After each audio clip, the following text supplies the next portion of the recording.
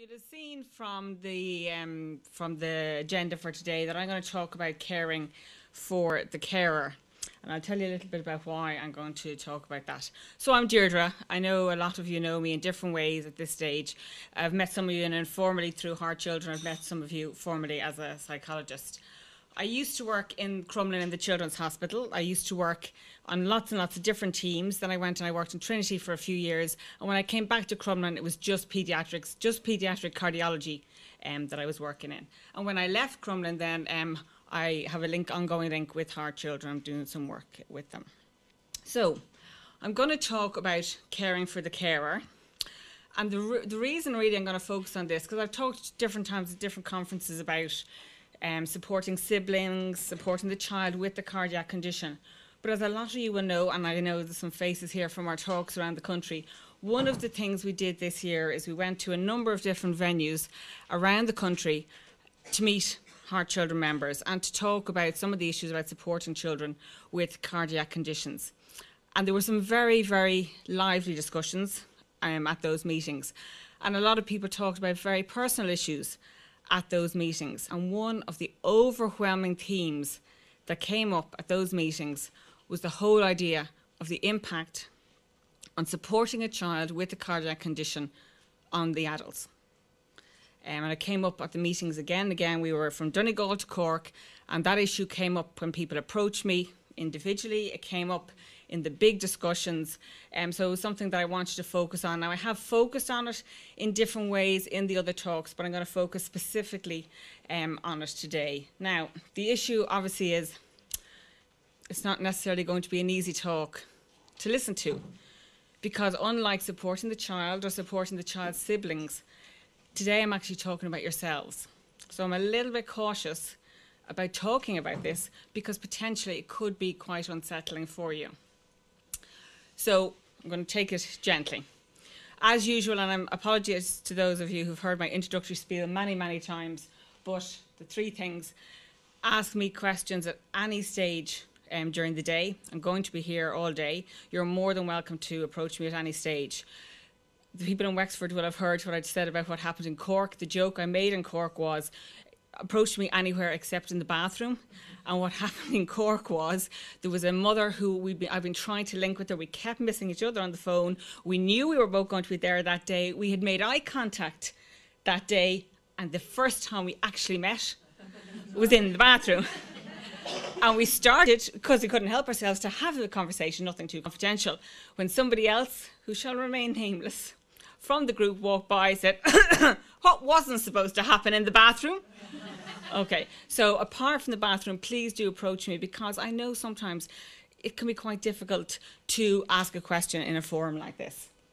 The other thing about asking questions is there'll be plenty of time to ask questions in the group situation. And as I always say to people, you don't know exactly what's going to come up for you. If you do ask a question, great. You don't know exactly how it's going to come out. So just protect yourself a little bit, because it's a personal question, or it's about someone that's important in your life. So you don't know how you're going to feel when you ask the question. So feel free in the group discussion here to ask me questions, but also just think a little bit through the kind of question you're asking if you're sure you want to ask it, in a public forum. You know my style. I won't put anyone on the spot. I will ask for you to participate, but the participation I'm going to ask for people today doesn't involve speaking out and doesn't involve moving from your chairs, except for my key volunteers who I'll be calling on shortly. Okay, so just so you know, because these dodgy psychologists, you wouldn't know what they'd have you doing. The other thing is confidentiality. Just to mention it, we don't know now what people may say as a result of the talk. And I would just ask people to respect the idea of people's confidentiality. Obviously, some of you are here representing a family, so you may need to go back with ideas to other people at home. But if you can, at the same time, not use people's names, not tell the story or highlight the idea in a way that identifies people, just again so that people can be a little bit more comfortable in what they might say. Okay.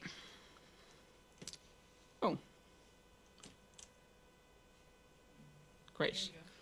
Okay, so now before anyone gets too excited, Heart Children are not in a position to fund us all to go and relax in a situation like this, just before anyone starts packing the bags. Okay, I've done this before and I'm going to do a shortened version of it. And It is a little bit strange thing to do, but I'm just going to do a short relaxation exercise with you here, and you don't have to take part if you don't want to. But there's a number of reasons today, more than any other day when I've done this at a Heart Children event, that I really want to do the relaxation exercise. One, it's a buffer. It's a buffer between the busy life you had this morning and getting here. It is a moment to catch your breath so you can take in information for the rest of the day and before you have to go home. I'm very conscious, and I'm obviously, really emphasising this. I'm very conscious that this topic may remind people of all sorts of different things that they've been through. So I just think today it is really important that you relax and take a moment just to protect yourself, given that some of the things I'm saying might be helpful but unsettling at the same time, and that's kind of the irony of what I'll be talking about. And the other thing that I always think about an event like this, when I come to an event like this, for me it's very interesting because people I've met through Heart Children, through the hospital over the years, will often come to me and update me, which from my point of view is absolutely lovely. But for yourselves, the mere fact of being here is another reminder of the uninvited challenge that entered your life when you got linked with the world of cardiology. So often by being here, it can even just coming today can be quite unsettling for people. The other reason is I'm talking about caring for the carers, so I just want to do a little exercise just to model that. Okay, so if you're comfortable, and only if you're comfortable, I'll ask you to sit in the chair as comfortably as you can be. They're not too bad, the chairs. And close your eyes very, very gently. Do not do this if you're not comfortable. And if you're not comfortable, just sit there and relax and take the time to enjoy the peace and the fact that you're in Croke Park. Okay? Under no pressure to score a few goals. Okay. And it's going to be short, but it's just to give you a moment just to catch your breath before we start talking about stuff that is quite personal. So if you're comfortable, just close your eyes very, very gently. Don't put yourself under any pressure to do that. Open your eyes at any time that you need to do so. If you can, just for starters, put your 2 feet on the floor firmly. Maybe clear your laps if you have a few bits and pieces on it, and rest your hands on your laps. If, as I always say during this exercise, if you need to wriggle around, scratch your head, have a bit of a laugh, do so. If you find your mind wandering, that's to be expected, don't worry about it. Okay, so I'm just going to start now, and it's going to be a little bit shorter than usual.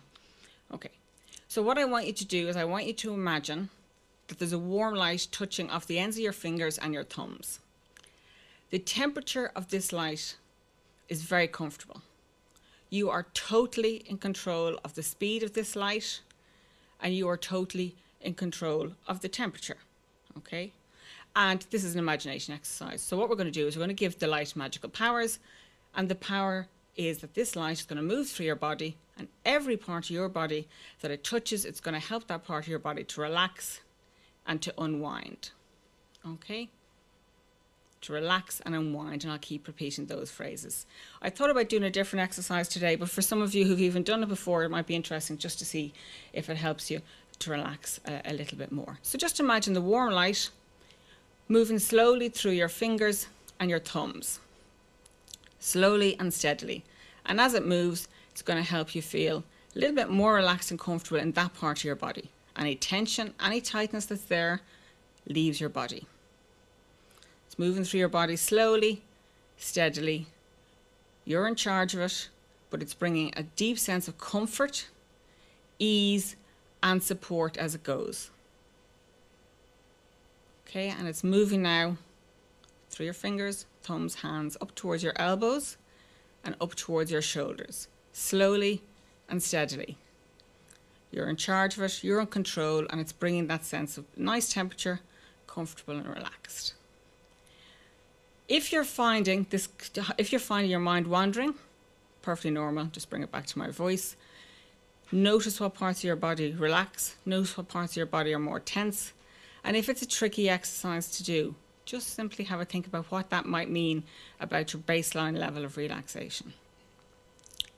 Imagine the light now moving up towards your shoulders, shoulder to shoulder across the back, big muscles. We hold a lot of tension there, and sitting like we were this morning, obviously a lot of tension can build up.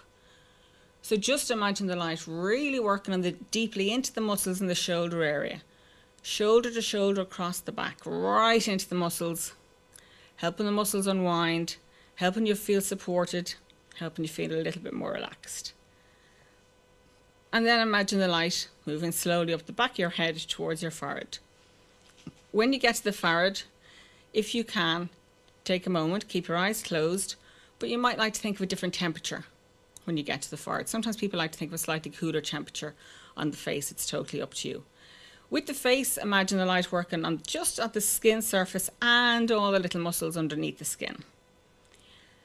And what I've been saying recently to people as well is when you're working down the face, really work a lot on the eye socket, because it's the whole eye area can hold a lot of tension. So now let's imagine the light moving very gently down the face. Forehead, we talk about wrinkling the forehead, the eyes, but imagine the whole eye area, because really we can hold a lot of tension in our eyes. And then in terms of, say, your cheeks, your mouth, your chin, very individual. So in your own time, just imagine that light moving very gently but very, very powerfully down through your face. And then what you want to imagine is the light's going to move down through the main trunk of your body, front, sides and back, main trunk of your body, front, sides and back, very steadily. And as it moves, it's bringing comfort, sense of being supported and relaxed.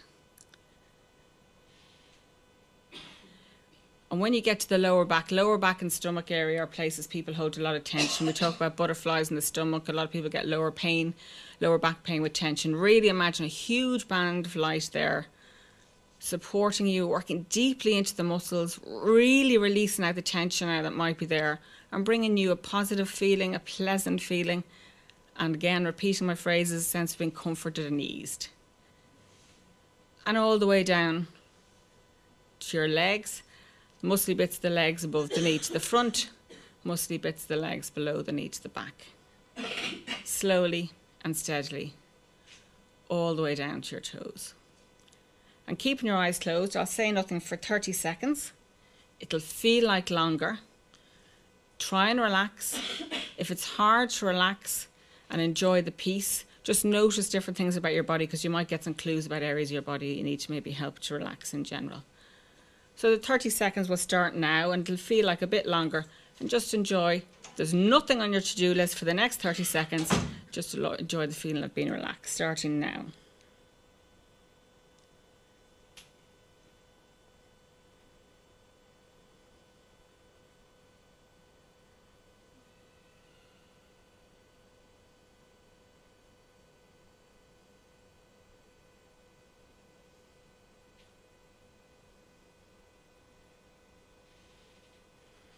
Okay, so just keeping your eyes closed. I'm going to finish now in a moment. You will have to adjust to the light. What I want you to do is just keep the feeling of anyway being relaxed. Totally false situation. You weren't expecting it. So any benefit at all you got is very significant. So I want you to hold on to the feeling of being relaxed during the day. And I'll count back from 3, 2 and 1. Open your eyes slowly. Get used to the light. Give a good stretch without causing any fatal injuries. And we'll continue. Okay, so thanks a million for that. I think it's a very strange, thank you. It's a very strange thing to do, but it's just important, as I say, especially given the sensitive nature of what I'm going to be talking about. Okay, so a bit of concrete stuff then. Becoming a parent, obviously it's a major experience, whether it's your first time, whether it's the last time. Some people will have to get huge support from the extended family. Some people, that's not their circumstances. For some people, say when you had your child who was born with a cardiac condition, that child may have been your focus. You may have all sorts of things going on with house, job, other children, other stresses. Just because a child is born with a cardiac condition, the rest of life doesn't stop. And one of the things, obviously, one of the stresses often is the whole juggling that has to go on. The chances are before you came face to face with a child who was born with a cardiac condition, the chances are while you were waiting to meet this child, you had some hopes, expectations, visions of how life might be with this child in your family.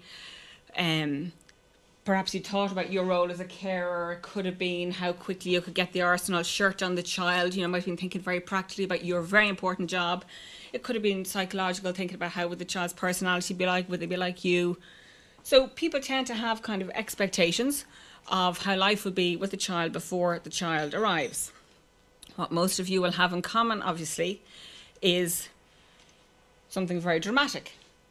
And that is that with your wonderful children, you also will have got a cardiac diagnosis. Now, I know not everybody will have got this at birth, but for a lot of people, the diagnosis will have come in and around the child's birth. Obviously, nowadays, more and more people are learning that there might be concerns about the child's heart before the child is born, which is a complicating factor in the relationship before you've even had a chance to meet the child. For the majority of people, still, the information that there are concerns about the child's heart will come shortly after birth. And then there are another group who, because of circumstances, it comes later, or because of a particular condition, it comes later. But I suppose it's just to realise, obviously, then that there perhaps was a vision. You may not even realised how much of a vision you had about life with this child. And then you have to accommodate something very, very significant. Okay, so supporting a child then with the cardiac condition. What is the impact for yourself as a person? What is the impact for yourself as a parent? If you're part of a couple, what's the impact for you as part of a couple? What's the impact for you as a carer? So you're going to be caring for this child, but obviously the world of cardiology has now entered the picture, and that brings all sorts with it. Really and truly, I'm asking these questions, and when you hear the diagnosis of cardiology from the cardiologists, do you get a chance to even think about these issues?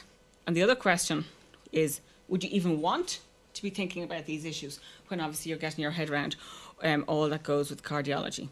Potentially it's quite unsettling to think about all these things. So today, obviously, when I was thinking about talking, it's not about making people feel uncomfortable. But in order to think about how to support yourselves and look after yourselves, and one of the very interesting issues that came up when we were going around the country was that people talked about the struggle with caring for themselves 5 years after the diagnosis, 10 years after the diagnosis, 20 years after the diagnosis. So it wasn't just those people that were perhaps very close to, say, the hospital experience.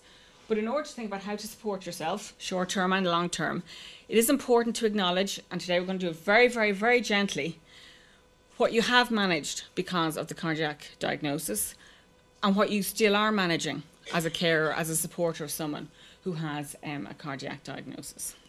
Okay, so there's lots of different ways I could do this, and I thought some of them might be too unsettling. So I'm going to do it through a more light-hearted activity. It's just a way to get you to think, to really to acknowledge what you have achieved and managed so far, but then we'll build on it when I'm talking about how do you actually support yourself and how do you care for yourself. So I've gone for an indirect approach to kind of get you to think about what you have managed. So we'll call it a game. Okay. Can everybody make sure that they have paper and pen? There's blank pages. There's a page with notes in your pack. There's blank sides to the on some of the things in the handout, and a pen as well.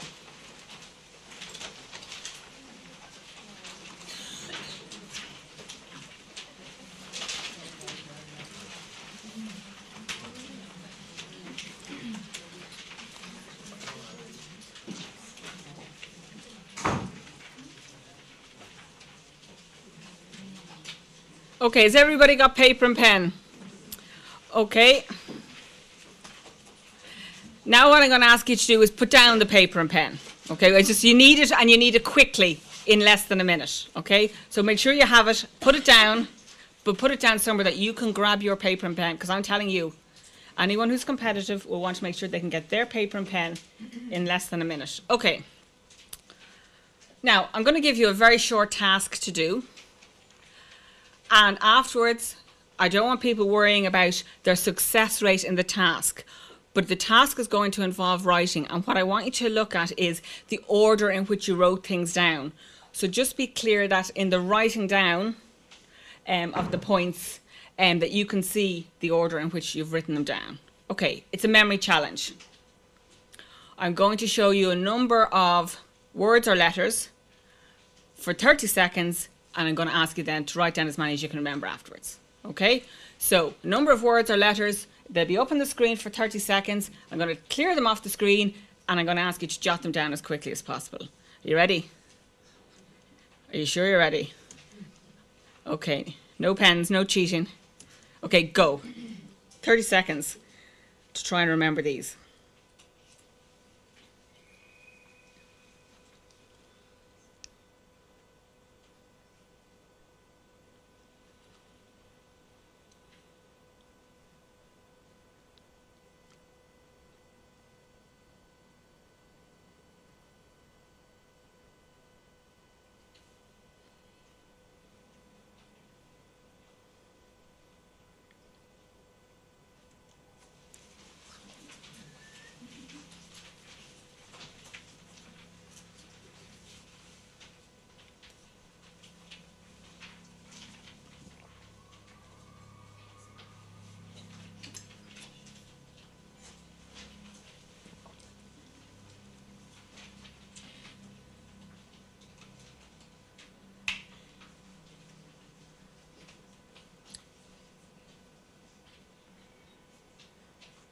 try not to consult each other.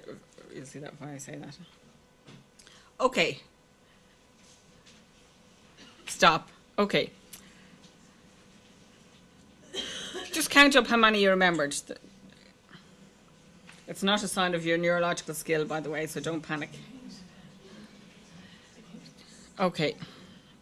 I want you to look at the pattern. I'm going to show you them again, and what I want you to look at is, because when you do something like that, what you tend to find is most people will remember some of the last ones they saw. Most people will remember some of the first, it depends how you were trying to repeat them for yourself, the first ones you saw. Some people will remember the ones that stood out and that were different. And those of you who are into conspiracy theories will always look for the strangest ones, and the ones that didn't actually make sense, you'll think there was meaning behind them. And there'll be the smaller group who are determined to remember the ones that didn't actually make sense. Okay? You can do your own personality assessment about that. Okay. So now have a look and see. Just have a look at your pattern. Did you remember what you heard first? Did you remember what the ones you heard last? How could you have forgotten that one? Did you remember, say, the ones that stood out as different? Did you remember the nonsense ones? Okay. If you're sitting beside your partner, someone that you actually know, what I'd like you to do is just look. This is not a competition. It's not about who remembered the most, but look to see, did you remember the same ones or did you remember different ones? And if you were sitting beside someone you don't know, just check with them, just to see. What I'm looking for is how it works differently.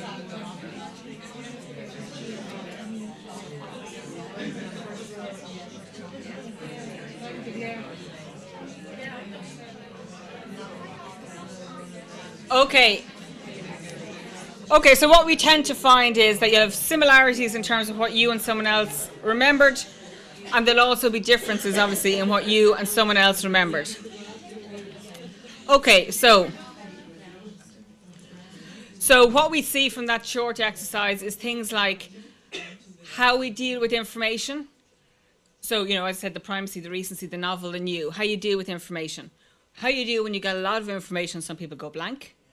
Some people feel anxious. And what was there to be anxious about? But, it's a natural reaction. It's new information, so some people are better at information that I didn't give you a context. So because the way we learn information is we will often have places we can slot information. You didn't get that. That makes it harder. Chunking is a common term we use. Humans can often remember 7 to 8 bits of information at a time. So that's a common number that people will remember. There was more than 7 to 8 bits of information. There was the nonsense ones that were a bit strange information, and how different people will remember. And what I want you to remember from this, obviously, this exercise, it was neutral information. You weren't asked to make any decision, and there was no worry associated with it. Okay, next memory game, and then I'll make sense of it all. You will have a reaction to this slide. I'm telling you will have a reaction to this slide. I want you to see what it's like to do the same thing, slightly different. 40 seconds this time. Are you up for the challenge? Yeah. Okay, no cheating this time in advance. Okay. So put the pens and the paper down. I'm clearly not a very trusting person. Okay. I did not see pens and paper going down. Okay. Are you ready?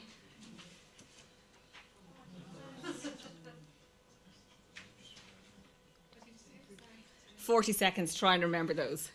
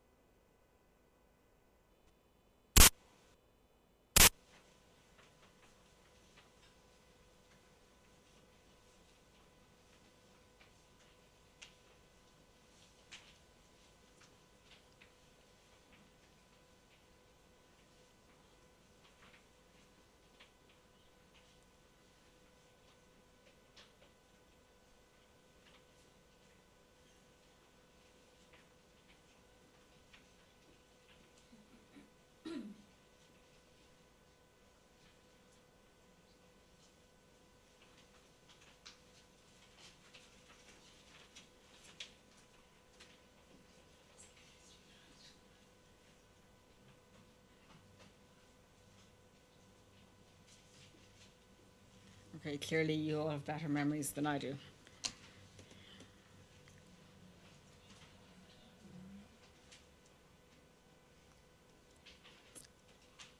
Okay, so again, I'll just get you to compare the pattern with somebody else. So just have a look now. Obviously, a lot more information there. Look to see what you remembered compared to they remember.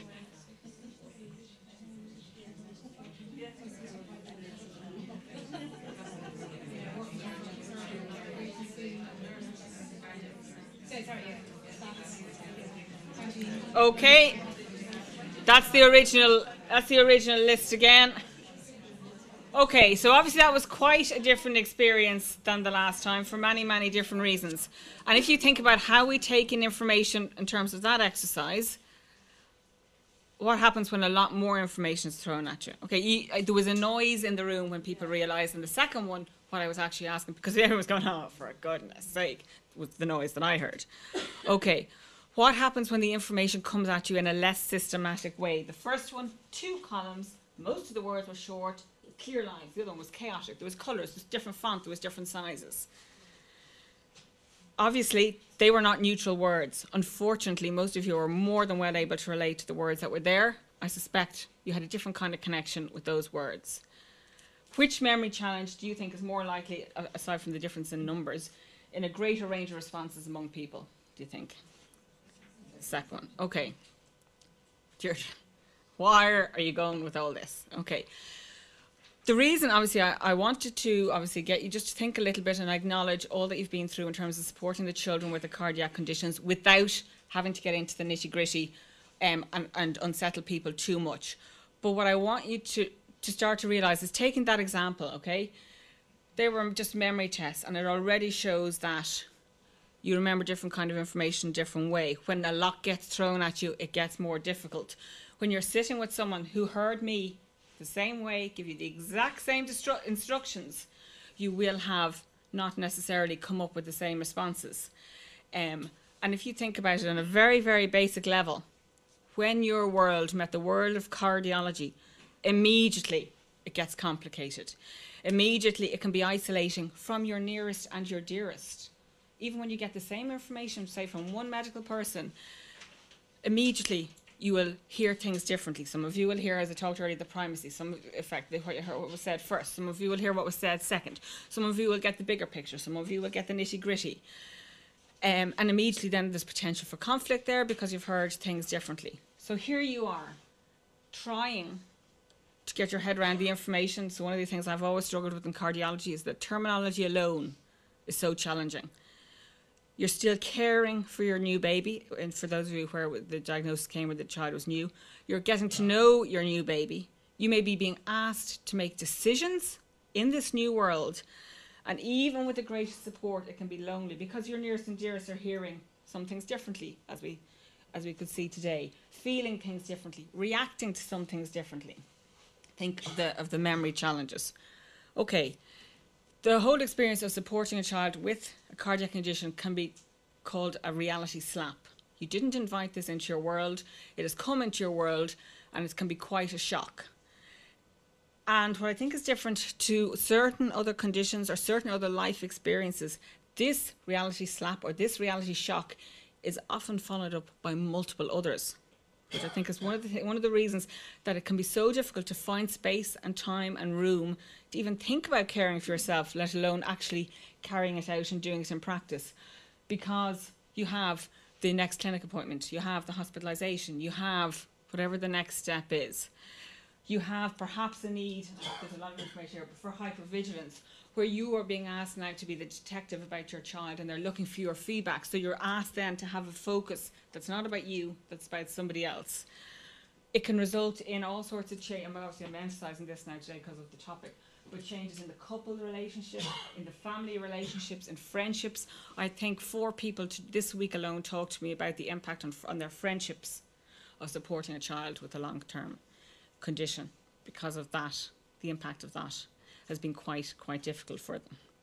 The struggle for a couple to do all the work that comes with supporting the child, especially in the early days when you're getting your head around the information and people are in pain, they're in emotional pain, the struggle to connect and stay connected with people, to just for couples to stay connected with each other. Again, think of the basic memory challenges we just did there earlier. A little bit of fun, and how you and if those people are here with your other half would have had quite different responses, much more complicated, much more opportunities for different feelings, reactions, responses, and recall when you're in the situation where you're getting information, you're dealing with the whole cardiac world. So what happens with your self-care in that situation? You can get lost, understandably. You can be pushed down the priority list. The other thing I think that sometimes is an important one to think about, if you were to stop, if you were to focus on yourself, what worries and thoughts, excuse me, might start to fill that space. Sometimes being too busy, thanks man. Sometimes being too busy can be a protective mechanism, which is fine. You just need to watch it in the long run. When does your self-care get back on track? When you've had the shock of the cardiac diagnosis and you've been trying to cope with all the different things. When does it get back on track fully? And is it broad enough to look after yourself physically and psychologically? Again, in the last few weeks, a number of people have said to me they tend to manage one or the other. So a lot of the guys I've been talking to recently have talked about, especially, I think it's a midlife crisis thing, the guys around 40 have started talking about taking up jogging. Okay, great. So their focus is to look after themselves, and often they'll do it physically. And a lot of the women I've been talking to recently have talked about the peer support, the network, their friends. So they're focusing kind of on the psychological. Often it's hard to do the two, but it's important to do the two. Okay. Take a moment. Breathe out the tension. Okay, I'm throwing a lot at you, and I'm aware of that. Okay. So that's as much as I'm going to do in terms of just acknowledging how far you've come even to be in the room here today, and how much has been expected of you, and probably how much you've expected of yourselves.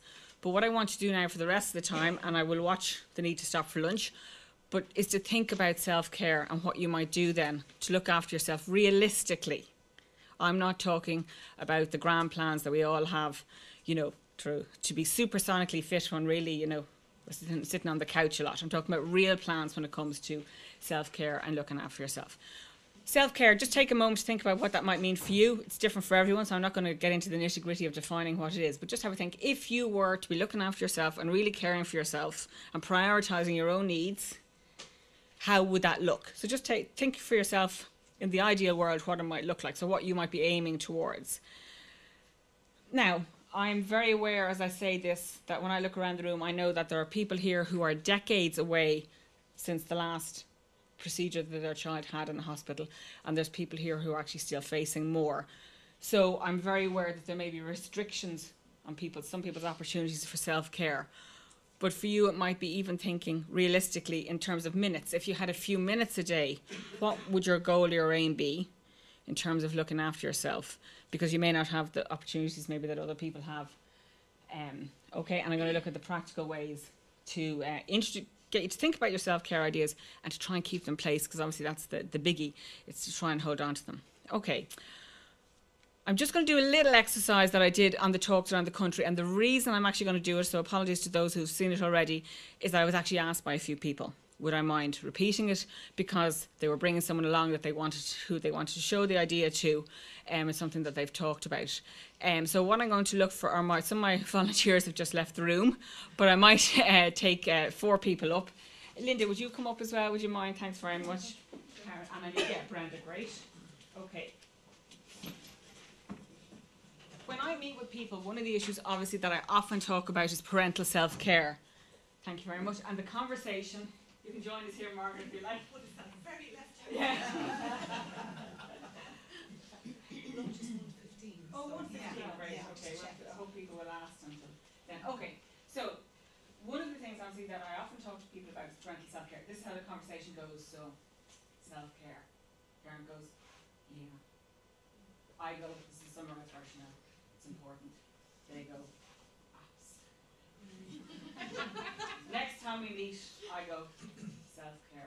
And they go, yeah, I knew there was something. Because of life and everything else, it can be pushed down the ladder no matter how much you really want to focus on it. But I suppose today I really want to kind of emphasise, and we all know it's important, but to really get to people to think about why it is so, so important. bevy of beauties.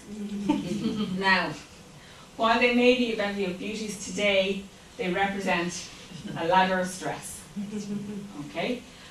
Margaret down here represents the Zen-like woman.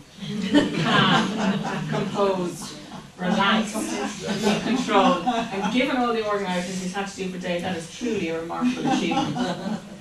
In contrast, sharing the same office is Linda. Tough week. Very, very stressed out. Beneath this composed exterior, she's paddling madly. Totally stressed. And in between, we have the different levels moving up. You know, Suzanne, not doing too badly. Her spiel this morning is over. She can relax a bit, but she's still not totally relaxed. Okay, Brenda, who actually usually manages to get this #1 slot, is feeling a bit more stressed today. A lot going on. Okay, so, but not as bad as Linda. Okay. So I want you to imagine that I am here. Okay, so I'll stay here for a while. It's a very comfortable place to be.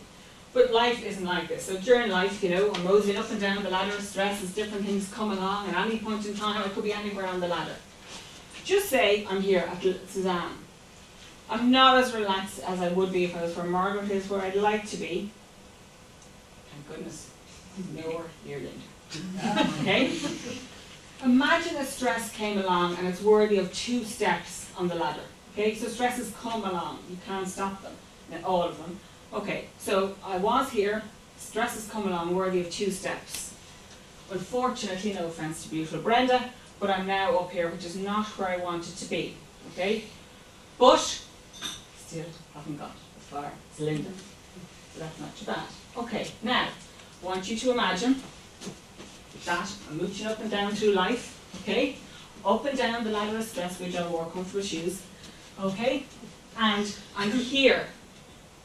Okay, and on any given day, I happen to be more wound up, there's a lot going on, I haven't maybe done all the self-care things that I normally would do, and this is where I happen to be today.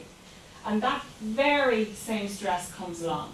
The exact same one as before. How many steps was that worthy of? 2. 2 steps. There's only 1 step left. Okay, so obviously not a good place to be. Okay. Thanks very much. Can we have a full bottom for here? Okay. I tend to obviously do it like that because it tends to be an image that people will remember. Okay, so the issue there is that there'll always be stresses, for sure, and that we always mean to get around to looking after ourselves, and often we just don't.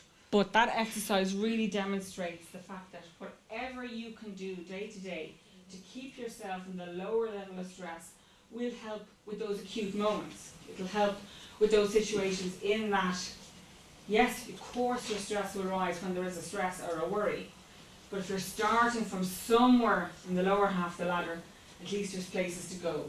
Okay, there's room on that ladder.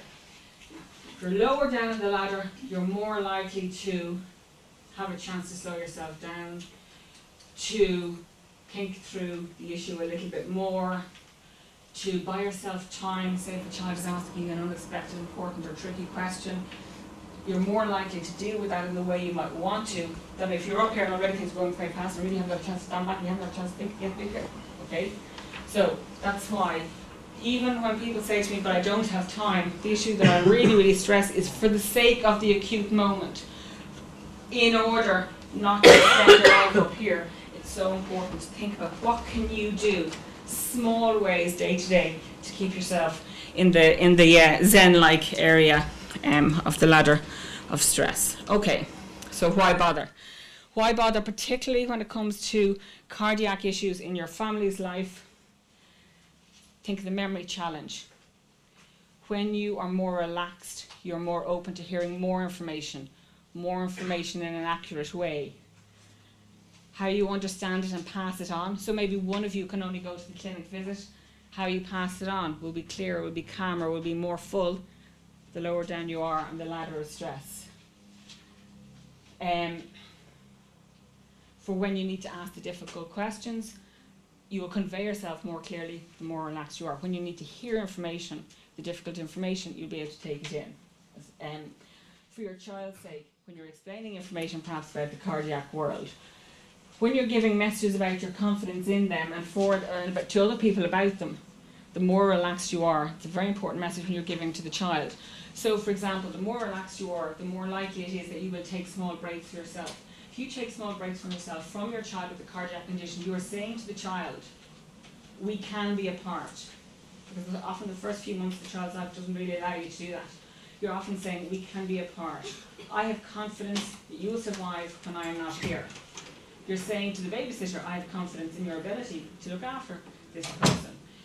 And these are really important experiences for the child because, as I said in the beginning, one of the issues with cardiology that doesn't come with all the other conditions that I would have worked with is that hypervigilance. So you have to counteract that and be giving the messages in tiny small ways that you've confidence in your ability to survive without the child's ability to survive without you, the importance of taking breaks. You are important enough to look after yourself. You're giving your child a role model about looking after themselves in a way, then general way, that's not all about just their health. Obviously it's important for your relationships with key people in your life, yourself, your partner, your child, your other children. Okay, this obviously is thank you very much for the water, Karen. And this is obviously a legitimate excuse that I get, I'm too busy. And I say to people, as a physiotherapist said to you, do these exercises 20 minutes a day for the next 3 weeks and they'll help your child. Could you find the time? If it was for your child, you'd find the time. But it actually is, your self-care will help your child. But because it's often not as an acute a situation, it's something that people will let go because something else is taking the pressure. But then the situation that may be middling becomes more acute because of where you are on that stress ladder. Okay, so it's something just to think about. Okay, and what's the cost of not doing it? The emotional cost of not doing it. Where are you spending your life? When are you not getting a chance maybe to sit back and enjoy small things in life? Think of that ladder. Okay. Okay, so how do you do it? I'm ever practical, if anything. So I'm going to use a Get Fit plan as an example, just for this, for talking about self-care. Now, that when I asked you what's your vision of self-care, the old Get Fit may not have been on your agenda. It's regularly on my agenda. Okay, I need to listen to myself more. Okay, so what I would say to people is whatever your plan is for self-care, the first thing to do is listen to yourself. Because what we often do is the first thing is we have a plan that really we know is going to fail before we start. I will give you a personal example. I live near a lovely swimming pool. I like swimming. It is easy to get to the swimming pool from my house. I would like to be more fit. The swimming pool is open early in the morning. Do you notice the word there now? I stuck in early. So I decided, wouldn't it be great, my circumstances will allow that practically, if I did an early morning swim, not every day, some days, that is something I could do, help my self-care plan, be done in the morning. Can you imagine how I would feel? Can you imagine how smug I would be if I had my early morning swim over? Okay, now, being ever practical, I think, well, that can be tricky in the morning. I'll have the bag by the door. I'll have the alarm set. I'll have everything worked out to increase the chances that I will be going to the pool early in the morning.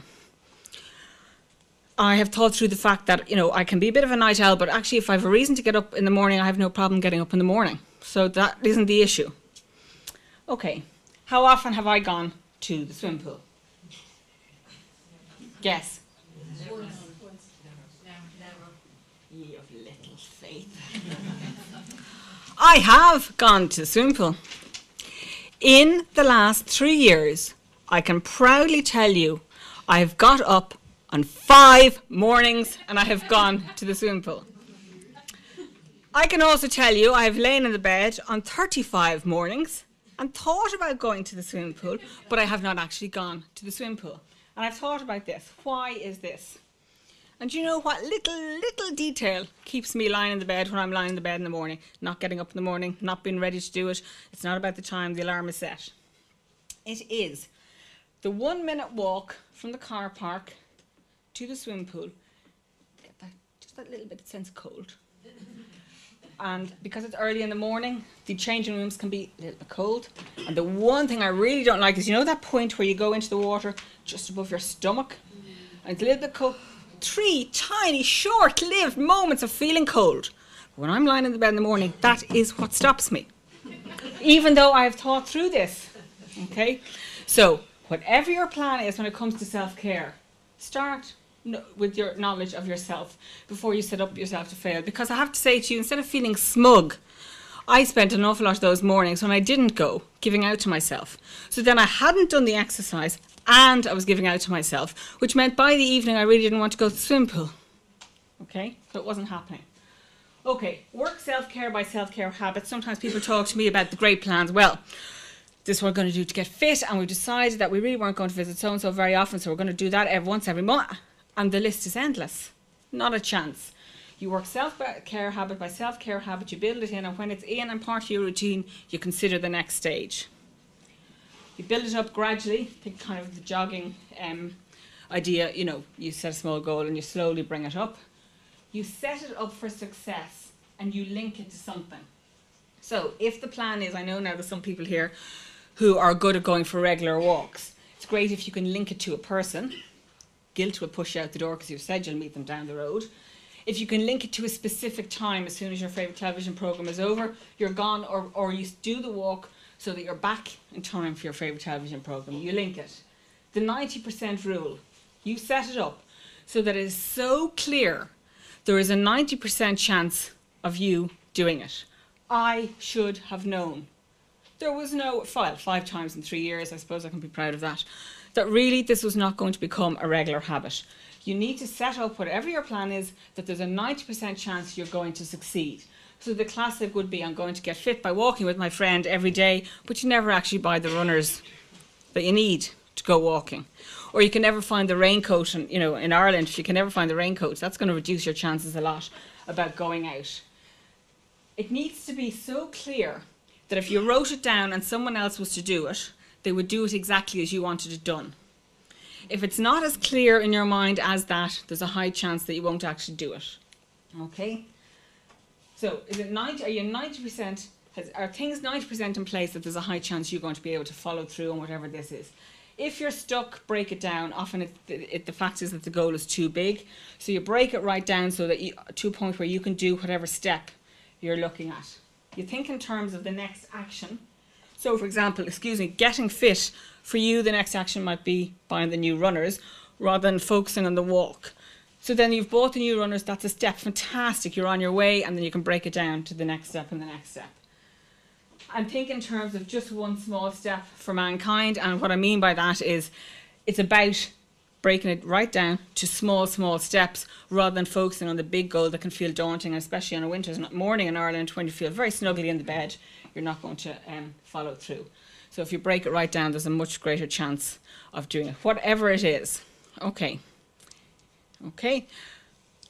I used to work a lot with adults who were depressed. And one of the factors that would come up with the depression is that idea that having something to look forward to is a very important thing for how humans' minds work. The looking forward to phenomenon. If you're feeling low and you look ahead and it's all worry or there's nothing to look forward to, it has a huge impact on your life right now.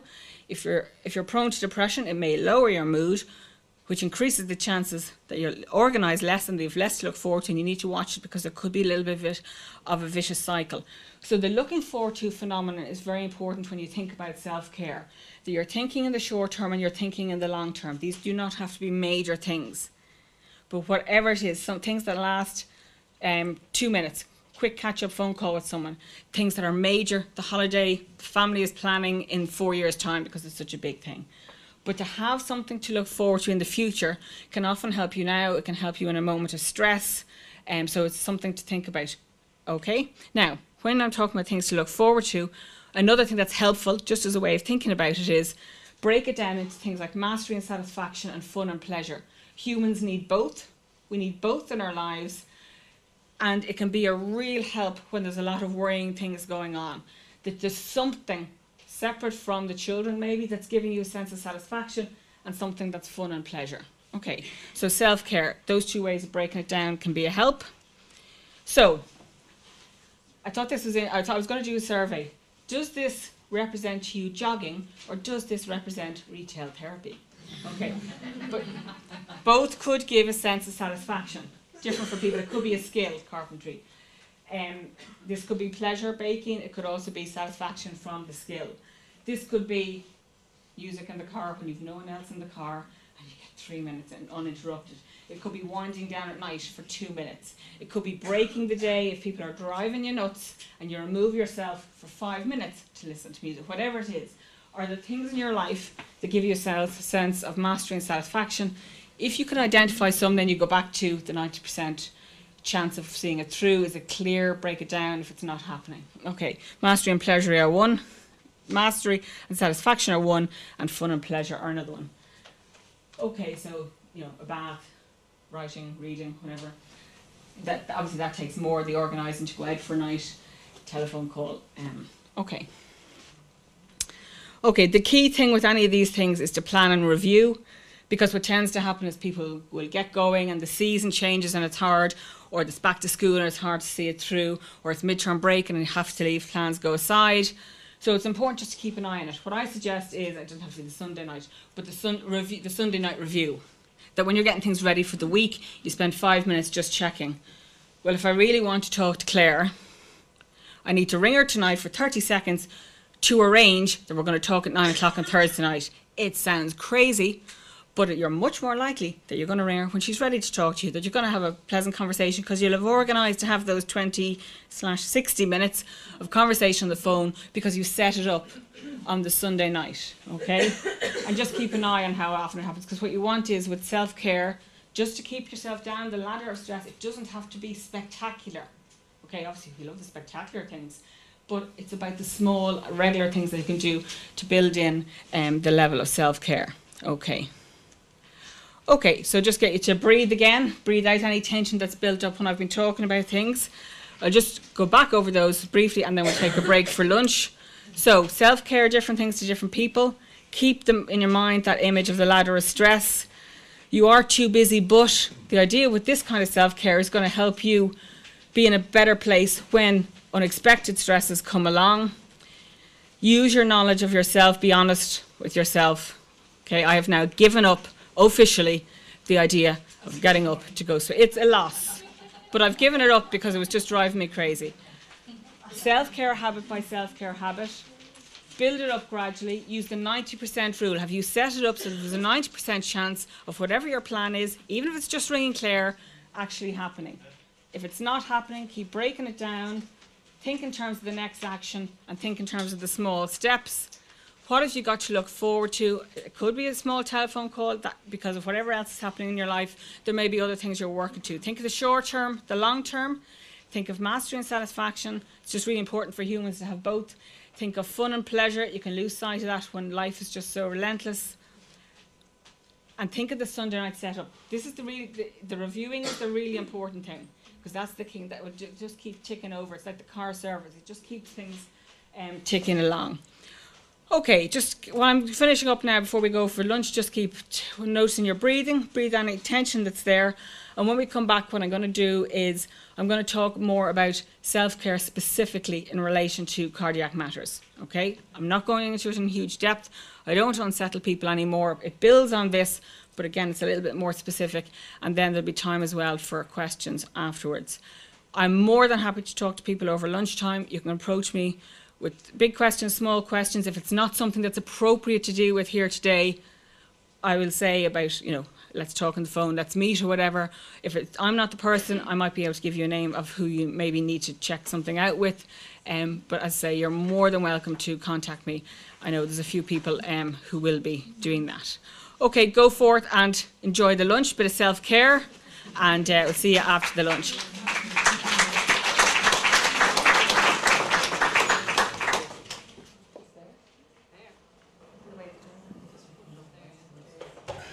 Okay, so I'm just going to finish off my bit for today now and leave some time for questions. As I said, I'll still be around if people do want to approach me at any stage. One of the big questions I get asked by parents is about supporting the child with a cardiac condition around things like hospital visits and stuff. But I suppose one of the issues that I would ask you to think about is, what about supporting yourselves around hospital visits and your self-care around cardiac matters. So that for the last bit of the talk, that's what I'm going to look at. Okay, the computer is very tired at this point and is feeling quite overworked, so give it a moment. Okay, so the first step obviously is maybe to think about some of the issues that I mentioned earlier about your general self-care and where possible being as low down in the on the ladder of stress as you can be generally. That's going to help with all aspects of your life, therefore it'll help with the aspects in relation to the cardiac stuff. And I suppose one of the things maybe to think about, because with supporting the child with the cardiac condition, some of the stuff can be cumulative. Okay, so you have the very acute times, but after the very acute times there can be a lot of cumulative things. The build up to the clinic visit, a clinic visit with maybe extra significance, a call back after a clinic visit just to double check something. So there can be a lot of those things kind of adding to your general levels of stress. So one thing just sometimes to keep an eye on, no idea what happened there, is where your general baseline is. That's what I was talking earlier about, the ladder of stress. Okay, I don't know why that's doing that. Okay, I might just, if you can tolerate seeing that on the side, I might just keep going with it.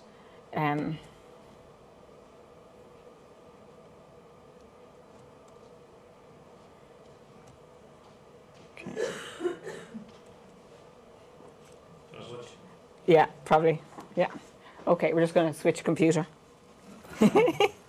Okay. I have the paper hardback copy because I don't trust technology, so I'm just going to keep going and let him do the work. Sorry? Oh yeah, and it's not his technology. So, okay. Okay, one of the issues, if you think about, are clinic visits. Okay, so a lot of parents will put in a lot of effort about preparing the child for the clinic visit, supporting the child in the clinic visit, having stuff for the child to do, but don't necessarily think about the impact for themselves. And I would suggest to people to think about issues like the return to Crumlin Hospital.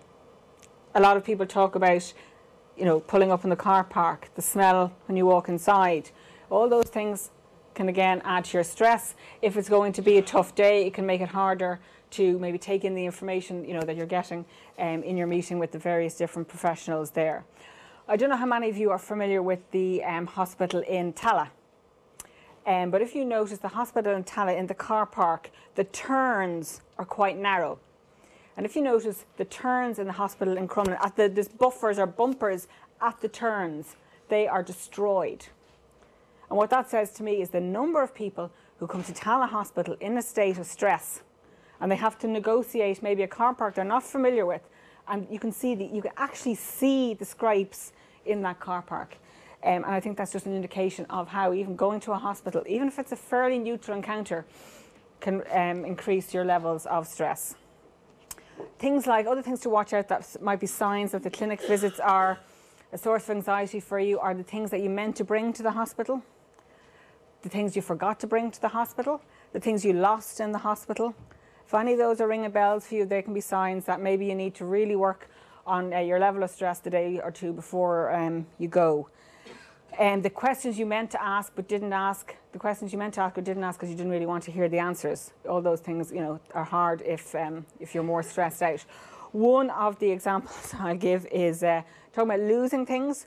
On a different team, not cardiac, that I worked with, there was a family that were famous for losing something very significant and important. On 2 occasions, they lost their child at the clinic visits. Okay, what would happen is they both adults, it was 2 parents came, they came separately, they came at speed, they arrived, they were there, they gave it their all, and they left at speed. And on 2 occasions, the child was roaming the hospital, because obviously they both, it was a bit of a Beckham story. Was it the Beckhams that did that recently? No, it was the Prime Minister. The Prime Minister did that recently in England, where both parties, you know, each thought the other had the child. They did it twice. So again, it just showed like what, and that was they were both standard clinic visits for those families, but it just showed what it meant for them and where their baseline was when they had to go to the hospital, their baseline of stress. Okay, another thing just to think about is the general upheaval. People tend to focus on the clinic visit. I suggest to people you focus on the days before the clinic visit, and the days after. when you are thinking about the clinic visit, because there's all the stuff that goes to the planning and the organising and the sorting in order to be there, in order that other people are being collected by whoever they need to be when you're there, and all that stuff that goes with it. People are aware of that. The one they're not so aware of is the time out on the other side. So you've got home but you're wrecked the next day. The children you weren't with are grumpy because you weren't with them yesterday, but they know where you were, so they feel you can't really complain, but you get the grumpiness nonetheless. You didn't get to do the jobs around the house because you're away for that time, so you're under pressure. So I would always say to people, when you have something like a clinic visit coming, think about your stress levels in terms of maybe the 2 days before, the 1 day and the 2 days after. Not to be overly focusing on it, but to be aware of the impact that it can have, more than just the hours that you're spending in the hospital itself. Great, thank you very much. I'm just going to, well, in theory, scoot through this might be faster. Yeah, scoot. It's easier sometimes when you can listen to me and look at that. Okay.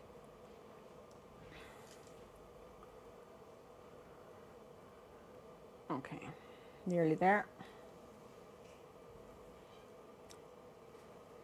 Okay, one thing, I know that this sounds very clinical as in cold, but one thing if you're doing a lot of visits over a while that can be helpful to have is your clinic checklist. So there isn't an emotional or practical cost every time you have to go to Crumlin, especially for those of you that have to do the travelling, that you have somewhere just the list of things you go through so that you go through it each time. So you don't have to think it through, organising this, remember to catch that you have so-and-so's numbers. Sometimes even a simple thing like that can reduce your stress around the clinic a tiny bit, especially, as I say, for those that would have the extra organising that go with it. You have a book of questions, and I have recommended this to many people for lots and lots of different reasons. You have the book of questions at home in the cupboard where anybody can put their questions for the hospital. So again, that you're not holding the anxiety of those questions in your hand at a particular time, you can call on them when you need them. The in case of delays pack. If you're delayed in the hospital, what do you need to have? Do you need extra change? Do you need extra money? Do you need extra distractions? Some of those things can help. The backup plan, if you're not going to get home to collect people, that you have those kind of in place can be a help. The other issue about clinic visits is remembering the information. You may be bringing the information home to somebody. So what I often suggest to people is in the car park before you leave, you mightn't have a lot of time. Jot down 3 key points. You can fill in the details later. So that when you're driving, at least you've left some of it behind, you're not carrying it all with you, and you can fill in the details at a later time. Your schedule, I mentioned that the day before and after, and the impact on everyone, I mentioned that. With the preparation for admissions then, I know that there's some people here who are still likely to be facing into those. Your physical well-being in advance. It's a big one to think about. And obviously, unfortunately with things like in the hospital, there's been many times where people have had setbacks, where they've had a date for an admission, there's been a setback, and so even the build-up can go on for a while. So something that can be valuable to think about is your own physical well-being in the lead up, because obviously there's all the preparation you're doing with the child for the admission, but not to lose sight of that. The planning for your physical well-being during the admission. You've seen the hospital food. It's not everybody's cup of tea. Sometimes it can be hard to get breaks, to get snacks, to keep yourself going. And those things, again, going back to our very visual ladder of stress earlier, those things, again, can make a bit of a difference to how you're doing and to your stress levels. So they can be worth thinking about. The range of distractions you have for yourself. I always suggest to people when you're doing the admissions, you need things like the magazines you can dip in and out of because you don't have the concentration, perhaps in the early days post a surgery. Then you have the periods that there mightn't be a huge amount happening from your perspective, so you might then need the novel that'll keep you your concentration for longer. So a range of different things. The one a lot of people will have heard me talk about is the idea of the timer, the handy timer you can have for the child, where you practice with the child before the admission. And the idea is very gradually you build it up. You show, especially for the young child, you have a timer that goes off after 30 seconds. So the idea is, I'm going to come over to you when the time in your own kitchen when the timer comes off. Then you get to the stage you extend it. I'm going to come to you after I put the clothes in the hot press when the timer comes off. So over time, the child learns the safety of knowing when the timer goes off, whatever you said is going to happen is going to happen. Again, you can bring that into the hospital. I often talk about it in terms of making life predictable for the child, but obviously the other huge advantage is getting you your cup of tea, getting you a break to where you can walk down the corridor. That when you've used the idea of the timer at home and the child is used to it, you can use it again in the hospital setup to give yourself that break without causing too much distress to the child, because they know whenever you said the timer's going to come off, you will be back. We've had scenarios where for some parents, for example, it's even hard to get a toilet break depending on the child's level of distress on a particular day, and simple techniques like that can be a help. Now, I know, as I said, we have a very mixed group here, but if there are people who are heading in for surgeries in the next while and have some small people at home, talk to me. I can send you loads of information and ideas about this. Recovery from admissions, it's a little bit like the clinic visits. People do the preparation, they have the plan for the time they're in hospital, and sometimes they underestimate the impact of the recovery time for themselves. So not just for the child. So again, it's important to think about your scheduling afterwards. There can be sometimes a rush to do so much because of being in hospital. Dealing with visitors, really, really important that you buy yourself time. The last thing you need when you come home from hospital is to be telling the story again and again on someone else's terms. If it helps you, if you want to tell the story to your extended family, fantastic. But you need to be ready to protect yourself if that's not something that you're ready for just yet. Thank you so much for telephoning. Fantastic to hear your voice. You're so good to ring. Obviously now we'll be keeping a low profile for the next 2 weeks. I'd love to meet up with you soon. Can I give you a buzz in 2 weeks and we'll make a plan? So you've pushed it out, you've thanked them, they know you've heard their concern, but you're not having them in your kitchen to make another cup of tea and tell the story again until you're ready. Okay, so that small thing can be a help, again, when you're trying to manage your care afterwards, when you're weary post a hospital stay. Some families are in a fortunate position in that they might have a goal of having small or a big family holiday after an admission as a sign of how far they've come, as an important marker for family life after an admission. What I always say to people about this, and I've had a lot of feedback on this topic, is you need to have realistic expectations about this. This can be the most wonderful short little trip or big trip you've ever had as a family. It can also be the one that you and those nearest and dearest to you irritate each other in ways you've never irritated each other before.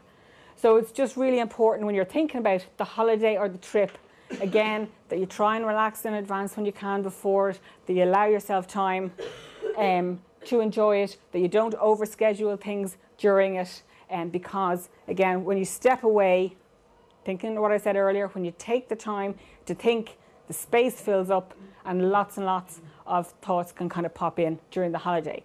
And sometimes people worry then if they've had a tough time on the holiday for the future, but it's often a reaction to what's happened. And it's just another thing to watch out for. And the other one a lot of parents would have taught me is really to be very gentle and kind to yourself around the time of all the firsts.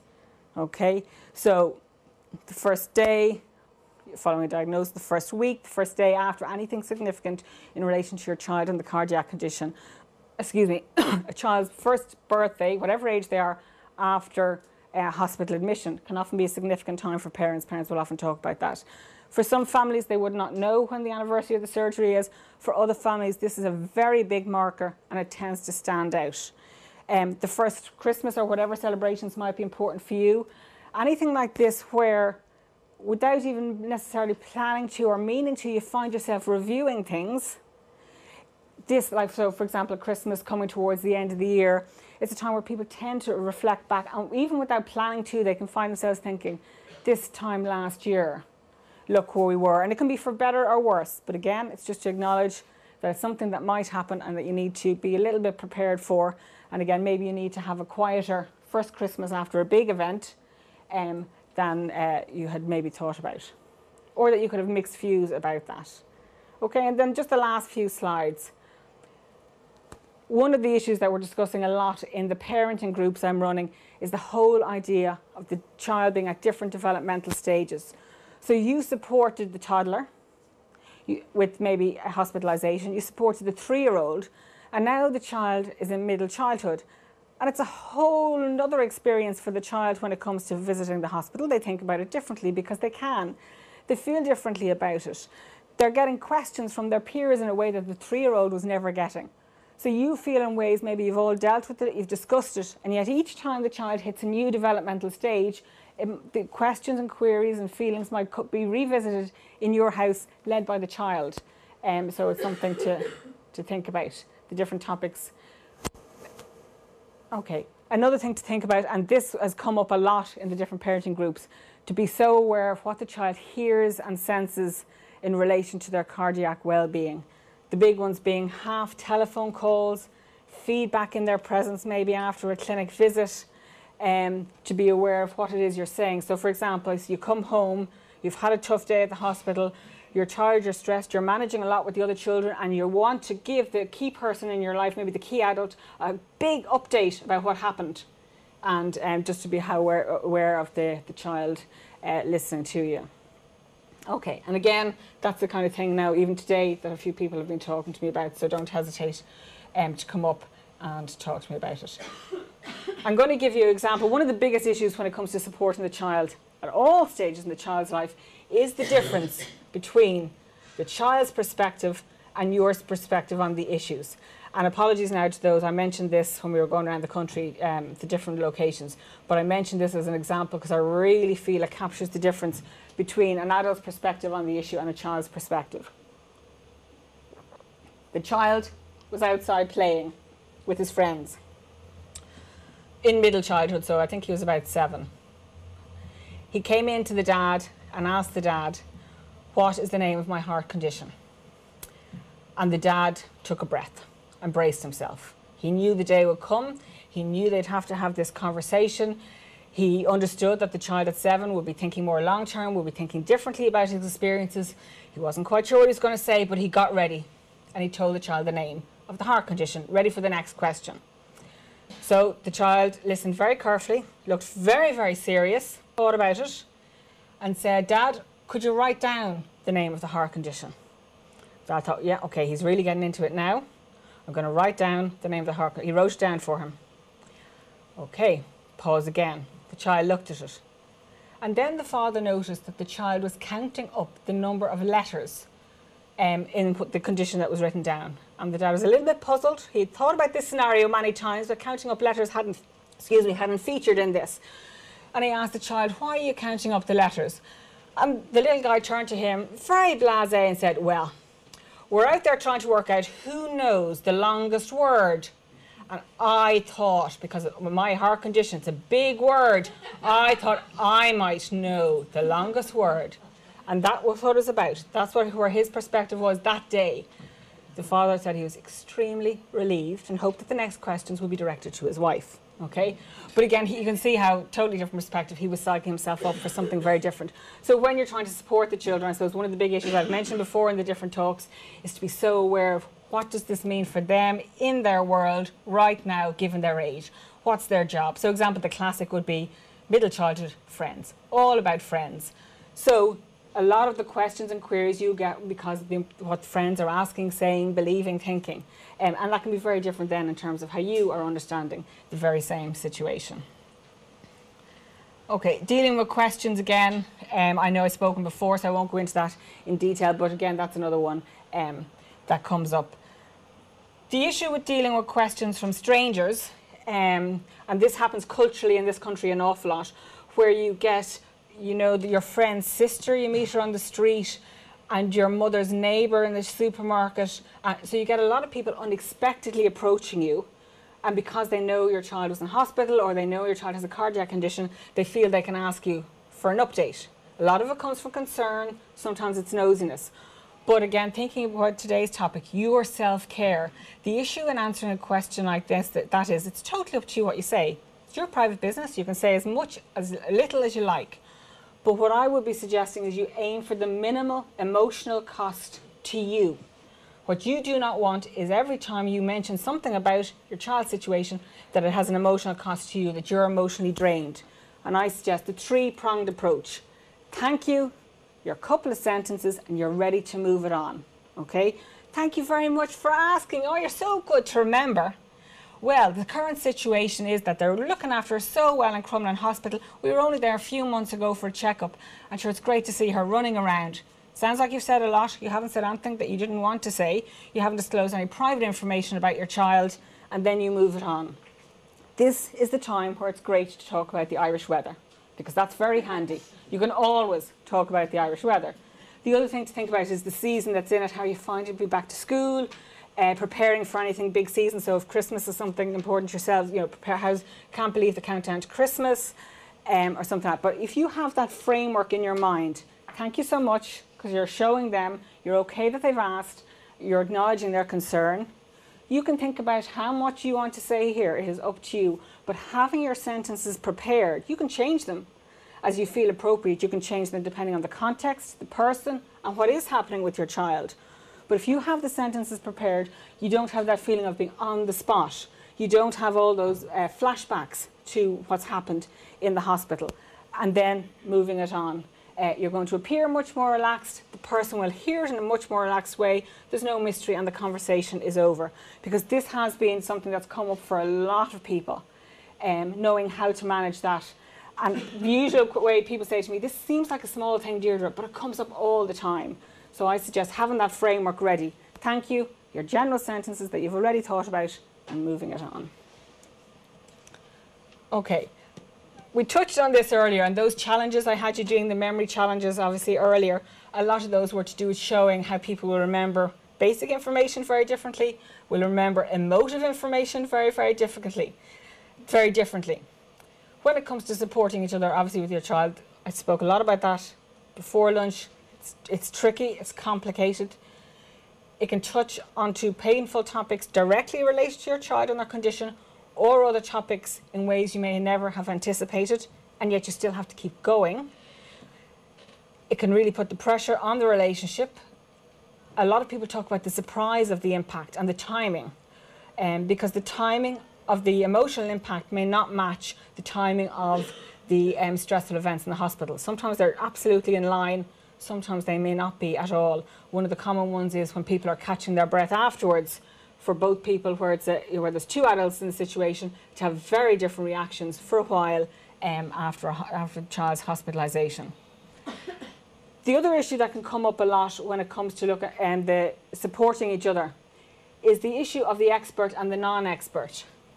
One of the things that comes up in the world of cardiology, because there can be an intense period of hospitalisation, sometimes parents have to juggle an awful lot.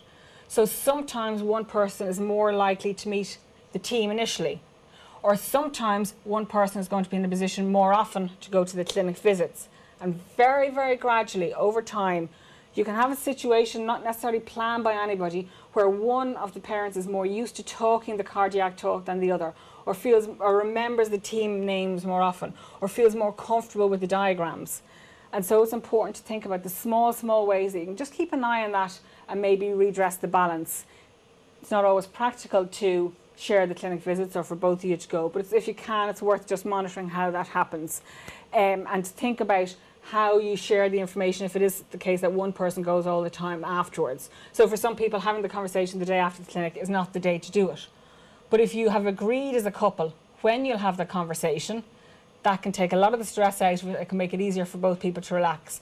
Maybe you need an update on the day and 10 minutes talking about it in more detail on the Saturday, and then a plan if there needs to be a plan, or leave it be if there doesn't need to be a plan. But when it comes to the self-care and working as a team around the cardiac issues, it is something just to keep an eye on, because practical life can often make it difficult to manage that balance. Okay, and the time to discuss the matters and the time not to discuss the cardiac matters. And both of these can be difficult, because sometimes what you find is this becomes the dominant discussion.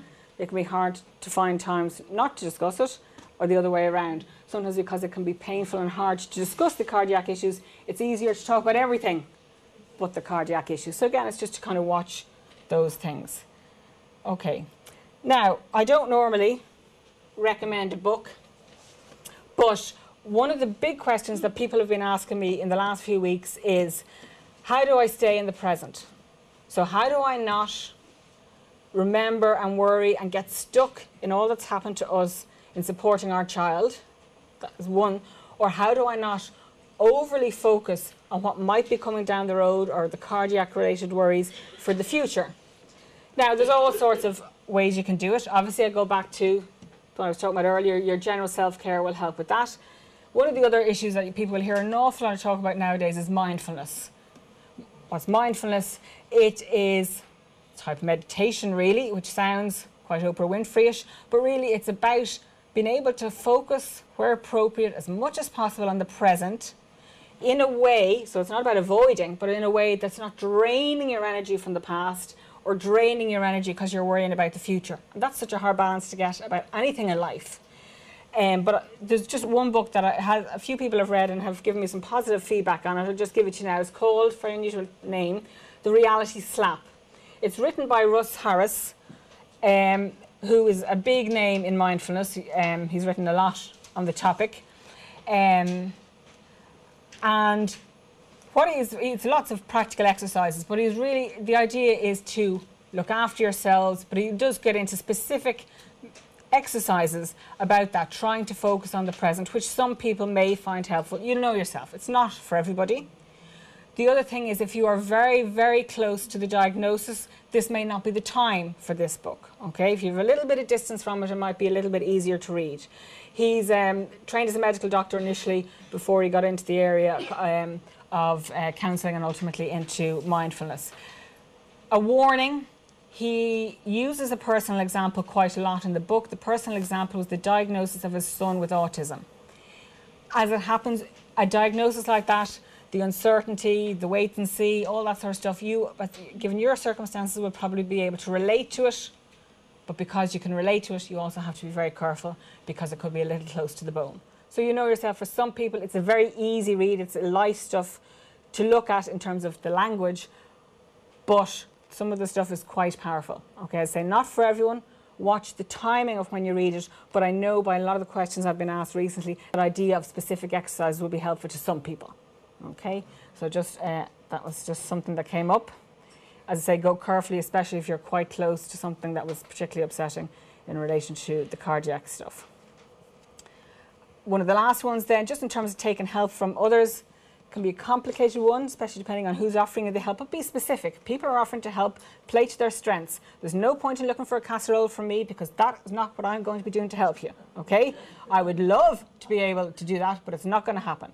But there are certain other things that I know perhaps I could help somebody with at a time of stress. But if you can be specific, spell out the benefits to people, reinforce their actions in specific terms, reinforce what they did and did not do that helped. At lunchtime, people were talking to me about the fact I talked earlier about the impact of supporting your child on your friendships. And this is where this can help again with the friendship issue. It can become quite complicated about continuing to be a friend to someone, them to you, when your world has changed. And small things like that don't necessarily change everything, but they can help keep the friendship ticking along, maybe in a different way for a while, but keep it ticking along nonetheless. But sometimes it can help, and you may not have the resources in you to spell it out to people, but it can be a help when you can be that clear about what did and didn't help. The other thing is, if you want to get certain messages across to people about how you'd like your child to be cared for in their house, you know, certain approaches and procedures, maybe kind of the practical application of the hospital recommendations used today, like today in clinic visits. It was suggested, it was recommended, a good idea, what do you think? Whereby, you know, you might be giving them certain messages that perhaps you mentioned before but had been forgotten. Okay, a lot of information in that, a lot of information in the stuff that I covered before lunch. As I said in the beginning, there is potential for it to be quite unsettling, but hopefully some of it was practical enough to kind of give you tips and ideas to take away. I'll be here until the end and mooching around afterwards. Great that so many people were able to approach me over lunch. You're more than welcome to do that later on again. So again, I don't think anyone's going to forget our bevy of beauties earlier and our ladder of stress. But again, use that as an image just to check in with yourself, where you're doing day to day. Think of the reasons, the cardiac related reasons, the non-cardiac related reasons, why the whole self-care issue is so important. Acknowledge, as I did very gently with the memory challenges, just what you have managed to date. And going back to, I don't think you can forget my swimming pool example either, build it up gradually, the self-care habits that you're aiming for, gradually, large and small ways, breathing out that tension as you go. Break it right down until it's at a level where you know the next step you're going to take and you believe 90% that you're going to be able to take it. And remember the Sunday night reviews, the Saturday morning review, the when you're brushing your teeth review, whatever it works for you. I can see people are going to be seeing my face at the strangest times in their life after today. Okay, and then just the last thing, the cardiac-related self-care. Sometimes it's hard to see. You'll be watching your child, you'll be pondering the impact for them. And especially when you've moved away from maybe some of the critical, acute times, it's just something just to watch out for. Where is that baseline? Think about it in broad terms. About a month ago, I was talking to someone who hadn't realised the peak in their anxiety just when they had to ring the cardiac team, and they had a system going for a few weeks because of a particular cardiac reason, where they were just checking in with the team to give them some information and vice versa on a monthly basis. And we worked out that even ringing the hospital was causing a huge anxiety in that 24 hours. So again, something as simple as that, be aware before, during and after about the impact on yourselves. Okay. You're more than welcome, as I said, to talk to me. Thanks for all the questions so far today. Don't hesitate to ask more. And my final parting line, as many of you will have heard me say, even coming today, hopefully it's a positive experience, but because of the very reason you've come, it's to do with a challenge you didn't invite into your family life, it can be strange. You can leave here sometimes feeling both unsettled and relieved at the same time. That is perfectly normal, okay? Hopefully, after a few hours, the relief will win out. Okay, and so after all that, finally, remember the retail therapy picture. Enjoy guilt-free self-care on a regular basis. Thank you very much for your cooperation and for all your attention.